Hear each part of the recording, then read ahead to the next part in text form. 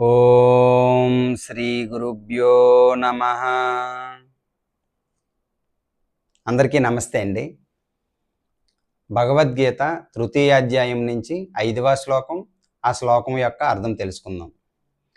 నహి కశ్చిత్ క్షణమపి జాతు తిష్టత్య కర్మ కృతుం కార్యతే హ్యవసః కర్మ సర్వ ప్రకృతిజైర్గుణైః. ఏ మనుష్యుడైనను ఏ కాలమునందైనను క్షణమాత్రము కూడా కర్మను ఆచరింపకుండా ఉండలేడు. ఇందు ఎట్టి సందేహమునకు తావులేదు. ఏలనన మనుష్యులందరూ ప్రకృతి జనితములైన గుణములకు లోబడి కర్మలను చేయుటకు బాధ్యులగుదురు. ప్రతి వ్యక్తియు కర్మను ఆచరింపవలసియేయుండును. రేపు మరొక శ్లోకంతో మళ్ళీ కలుసుకుందాం. హరే కృష్ణ.